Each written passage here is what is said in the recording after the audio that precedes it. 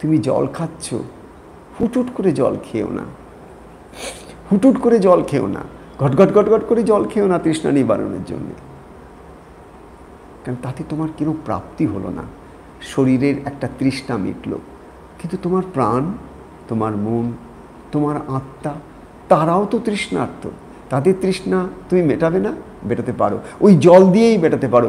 ওই স্থূল জল তোমার আত্মা পর্যন্ত পৌঁছাতে পারে যদি, যখন তুমি জলটা খাচ্ছ তখন যদি তোমার তৃষ্ণা নিবারণের জন্য শরীর আর তার পরের যে ফেজগুলো সেখানে তুমি যদি আরোপ করতে থাকো, যেমন একটা শিব মন্দিরে গিয়ে একটা পাথরের ওপর জল দেবার সময় আরোপ করো, এই পাথর পাথর নয়, এটা শিব। কে ওই পাথরে শিব দেখেছে? তো পাথর একটা, কিন্তু না, তোমার তোমার নিজের ভাবের জগতে তুমি পাথরটার মধ্যে শিবকে আরোপ করছো। ঠিক তেমনি জলের মধ্যে তুমি যদি আরোপ করো যে আমি তৃষ্ণার্ত, তার মানে আমার ভেতরে সেই যে মা আছেন, আমার যে ইষ্ট আছেন, তিনি তৃষ্ণার্ত। আবার দেখছি জল, ও তাহলে সেই মা আবার আর একদিকে সন্তানের তৃষ্ণা নিবারণের জন্যে জল রূপে এসেছেন। তো একদিকে সন্তান তৃষ্ণার্ত, একদিকে মা এলেন জলটাকে নিয়ে, জলে তৃষ্ণা নিবারণ করবার জন্যে। তাহলে এখানে দুটো জায়গাতেই কিন্তু আমি আমার ইষ্টকে ইনভলভ করে নিলাম। আমি একটা কেবল স্থূল জল খেয়ে নিলাম না স্থূল শরীরটাকে রক্ষা করার জন্য। আমি আগরতলা মায়ের কাছে একটা অদ্ভুত কথা শুনেছিলাম। ছোট্টবেলায় একটা ছোট্ট শিশুর মতন মা আমার, তখন তার মাকে দেখতেন যে মা কালী সাধিকা ছিলেন, কালী মাকে নিয়ে এসে সাধনায় মা আমার রক্ত থাকতেন, একদম লীন হয়ে থাকতেন। একদিন আমাদের আগরতলা মা তার মাকে বললেন যে মা, আমি কি মা কালীকে দেখতে পাবো? আমি কি দেখতে পারি? তখন মা বললেন হ্যাঁ মা, তুমি নিশ্চয়ই পাবে দেখতে। বললেন কী করে পাবো আমাকে বলো?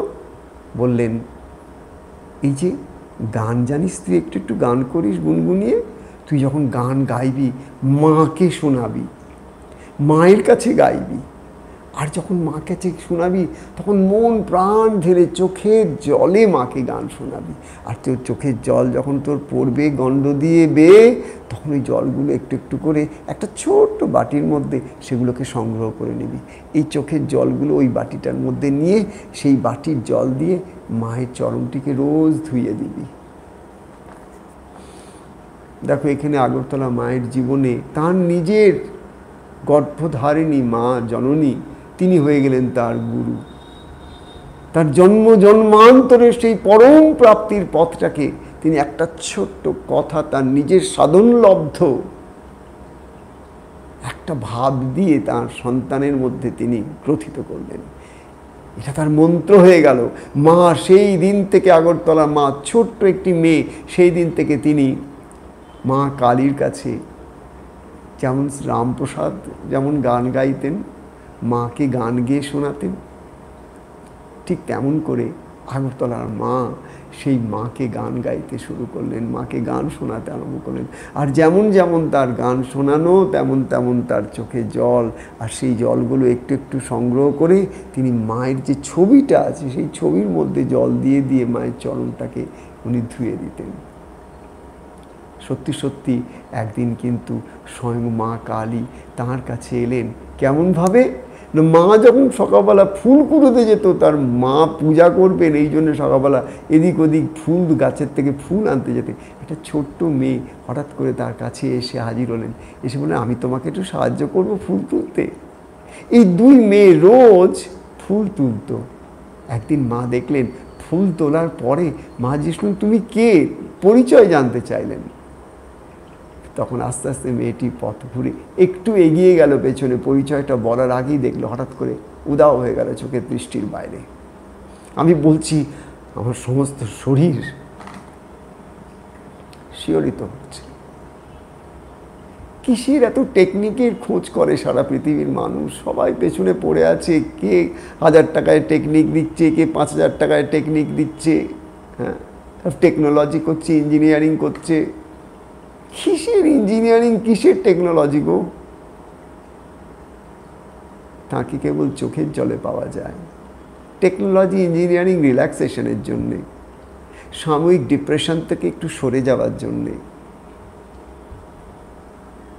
সত্য লাভ হয় না গো, সত্য লাভ হয় না। সেটা অন্য জিনিস, সেটা অন্য পথ, সেটা অন্য পন্থা। যারা এই রিল্যাক্সেশন করতে চায়, যারা এই সমস্ত টেকনোলজি, টেকনিক আর ইঞ্জিনিয়ারিং করে দুদিনের জন্য একটু খুশ থাকতে চায়, তাদের জন্য এগুলো খুব ভালো, ভীষণ ভালো। নিত্য নতুন অফারিং আসছে সারা পৃথিবী থেকে। কত টিচার, কত বড় বড় সমস্ত iconic leadership from the spiritual world. কিন্তু মায়ের মা যে গুরু, সেই গুরু যে দীক্ষা দিয়েছিলেন, সেই দীক্ষা দেবার মতো লোক আজ কোথায়? আর সেই দীক্ষা নিয়ে আমার আগরতলা মা যে পথ অবলম্বন করে সাধনা করলেন, সিদ্ধি লাভ করলেন, সে সাধক সাধিকা কোথায়?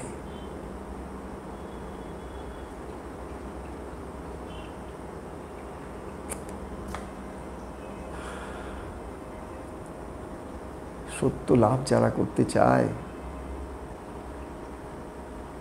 সত্য ছাড়া কোনো কিছুতেই তার মন প্রাণ কিছু ভরে না। তুই চাচ্ছে টুকটাক কিছু পেয়ে তার মন ভরে না। যার মাকে চাই তার মাকেই চাই, যার সত্যকে চাই তার সত্যকেই চাই, যার সেই আনন্দকে চাই তার সেই আনন্দকেই চাই, যার সেই অতিরিন্দ্রিয় দর্শন চাই তার অতিরিন্দ্রিয় দর্শনই চাই, অন্য কিছুতে সেই রাজি নয়। তিনি কেবল আরতিটুকু শুনতে চান, তিনি কেবল আরতিটুকু শুনতে চান। তুমি কত ভালো গান গাও সেটা তিনি শুনতে চান না, তুমি কত ভালো সুর জানো তিনি চান না, তোমার তাল জ্ঞান কত,